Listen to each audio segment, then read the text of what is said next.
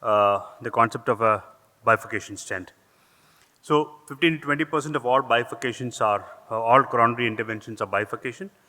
And you have innumerable methods of bifurcation, and it is like, everything has got its own little bit of drawback, which if you read upon the under this thing. So we come to a conclusion that DK crush is the best, and everybody should be doing DK crush. Now please understand that all the studies in DK crush are done by operators who have already finished at least 400 cases of DK crush. Then they start coming into the study. They don't come before that to the study. So they're all extremely experienced operators, not like you and me. So if you think that DK crush is the ultimate way to go, it is the ultimate way to go, provided you get it right. So if an average operator attempts a DK crush in 100 cases, they will get it right in about 40 to 50 cases. 60 times you will go wrong in one of the steps, because ideally there are 17 steps in a DK crush, and it is not easy to get the wire across, it is not to get the balloon across, and in India where we reuse balloons quite a bit, it is not easy to cross across the lesions. So please understand that DK crush is for professionals, and there we have to look into one of the reasons why this concept is come into vogue is because it's not easy to do a DK crush. And you see the difficulty in wiring the side branch. We can use so many methods to wire the side branch, and still you may not get through.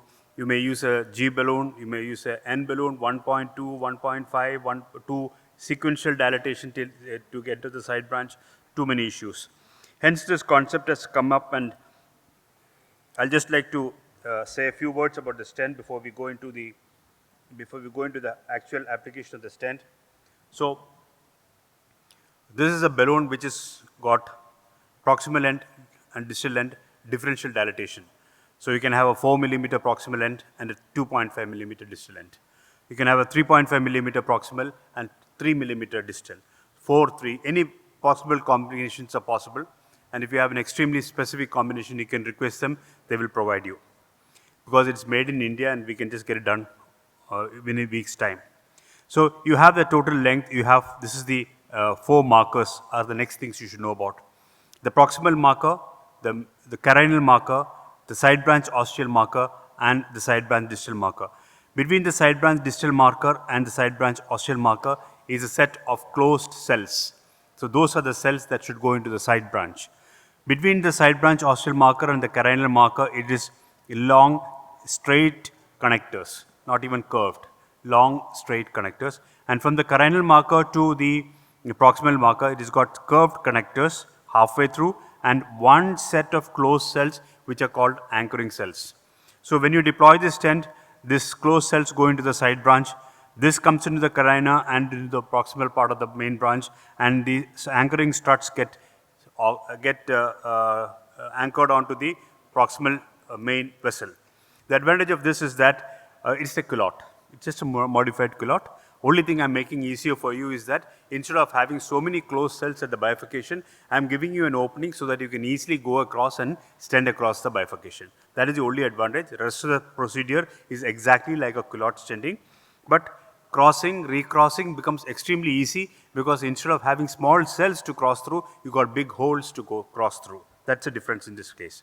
So you put your predilate, put your bifurcation stent, just make sure that the first 2 markers are in the main branch, second 2 markers are in the side branch.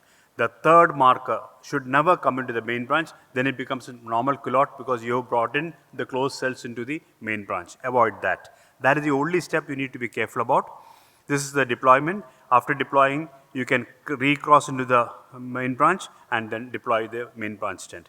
This is how the thing goes through, and it's technically straightforward, fast with high success rate, protects side branch and allows permanent side branch access, provides optimal main branch side branch scaffolding and coverage, limits multiple layer of stents, limits gaps in support, because this is a drug coated, sirolimus coated thing. So even those minor struts which are there are also sirolimus coated, and prevents restenosis of the side branch ostium and optimizes medications. So when you have placed the side branch stent and through the struts you have gone into the main branch, and when you do a pot, a few struts of the main branch stent tends to get pushed into the side branch stent. that reinforces the ostium of the side branch in addition to the small connectors that's already existing.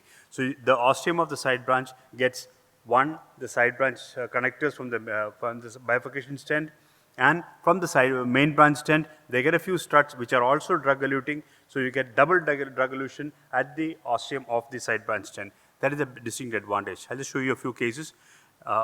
It's a slightly difficult case I chose. This is a LAD D1 bifurcation. The D1 is a very large vessel. The only problem in this case was that we had a little bit of calcium in the proximal LAD. So luckily for us, we managed to get rid of the calcium with just pre-dilatations with cutting balloon and with the normal balloon, NC balloon.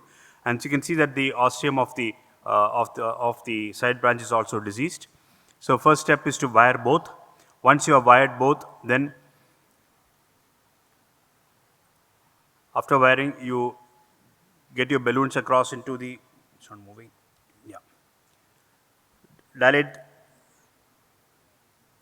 This was the dilatation done to get rid of the calcium with a small cutting balloon followed by a non-compliant balloon. Once that area was dilated well, we did a OCT run just to see how bad it is. So once the OCT run was completed, this is how the OCT images looked like. You can see that the proximal part, which is the most difficult part, has got a little bit of calcium, and it's been dissected adequately well. And although there is calcium, we can see that there is almost 180 degrees of calcium with one calcium nodule sticking around there. Due to financial reasons, I had to just restrict to cutting balloon and the normal balloon. So we managed to get across eventually, and then this is the OCT segments, nicely dissected.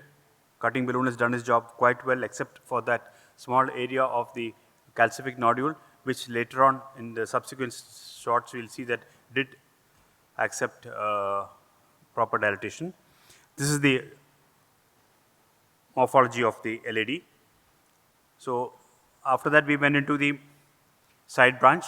So first we dilated I used the same small cutting balloon on the ostium of the side branch because it was it was a stiff side branch. Then once that was done, what I did next was, you see, the proximal part of the LAD is also not very smooth, nor is the proximal part of the left main. So to make my life easy, I just took a guide liner and took it up to the ostium of the branch, the diagonal branch. So the guide liners there make sure that the stent struts don't get caught into the calcium spicules that may be present in the proximal LAD. Now that is only drawback you should be careful about. You should not push this bifurcation stent through very rough area. There is a possibility that it will get caught in the spicules because it is differentially sized. There is a very good possibility that the stent struts get caught easily. And there is a lot of areas of minimal stents that also encourages it to get caught. So whenever you're in doubt, whenever you have a calcium that is very significant, please use a guide liner. It helps you, makes your life easy also. This is a positioning of the side branch stent. You can see all the four markers can be seen. These two must be in the side branch, and these two must be in the main branch. This is right now I've kept it a little deep because I'm on the guide liner.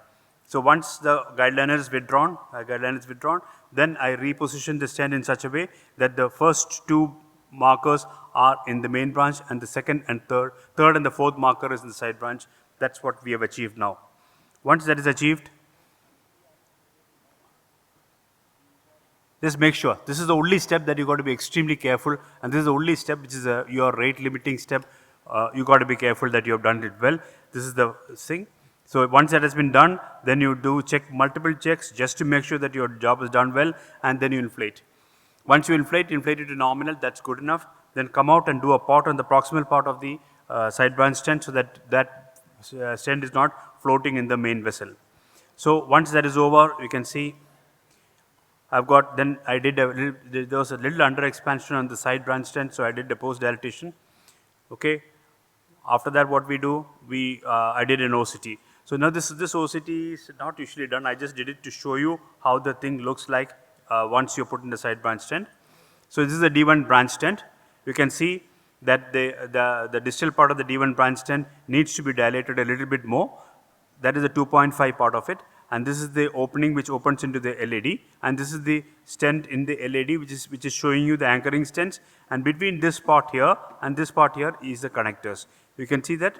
So the connectors make it easy for you to re-enter, and this is how the figure of 8 looks like in the OCT. And you can see that we have adequate lumen areas, heavily calcified side branch, so the results may not look, but you can see the ostium is clean. The ostium is diagonal.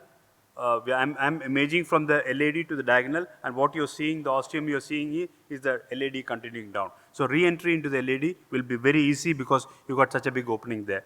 That is the basic idea of the whole exercise. So if you do this, get this properly, and if you get those struts, you can see those connectors distally. You can see the closed cells are finishing here, the connectors are here, and the opening is very wide because the connectors are very far apart. So once that is done, I put a stent into the rewire into the main branch, put a stent into the main branch. This I have used a MOF because it's a very long stent. Cost cutting helps a lot. So once the MOF has been utilized, you can see this is the final, semi-final result where I've got both the side branch and the main branch stented very, very well. After that, we go on to do an OCT just to show you pre-kissing dilatation, how does the ostium look like. So pre-kissing dilatation, the ostium looks reasonably good. This is the distal part of the MOF. This is the proximal part of the MOF. Stent apposition is good. Stent expansion is okay, not the greatest one. I've gone ahead and post-dilated that again. And that is the bifurcation. I will show you, try and show you the bifurcation for you later. Then I recross into the side branch, and I'm already in the main branch with the pot balloon because again, number of balloons, finance, very important. So here we have recrossed. We have kept for kissing, then kissed. Once you're done the kissing, then you do a pot proximally and come out. So this is the finished product, and this is the last OCT run of the bifurcation. In the OCT run of the bifurcation, it seems that the distal part, which was not so well aligned, has been realigned. The bifurcation, I'll show you. This is the bifurcation, absolutely open, no struts across. This is the so-called figure of 8 of this thing. You can see the diagonal that side, you can see the LED this side, and that bifurcation is absolutely well open. There are no struts across the bifurcation at all. This is what you're trying to achieve at the end of the day. If you do this, then your bifurcation stays open quite well. So, post-kissing balloon, again, this is the last shots, figure of 8, and this thing. So, basically, very simple, very easy to recross. You just need to, for heaven's sake, don't start with left mains. I've done about 12 to 15 left mains already, but that doesn't mean that I started with left main. I started with LED D1, I started with a circumflex obtuse marginal, PDAs, and then once I'm sure that I got these placements correct and imagery in all my initial cases, and invariably imagery with OCT because you got to see things much better as to where you exactly stand. How many struts across the ostium, very important. So I did not have any problem in recrossing so far. A couple of times when I did get the third marker into the main branch, I recrossed first with the 1.5 balloon, then with the 2.5 and 3 and could do it. So far it has been a success story. You just got to practice a little bit before you actually adopt into taking on this thing. We are conducting a study with 22 centers. It's a randomized study. So we randomize it into conventional technologies or side branch. So if your lot says side branch, you got to do side branch. Otherwise, you can do conventional. So that study will come out probably in a year's time. Then I'll give you more data to support what I'm trying to say all this time. Thank you.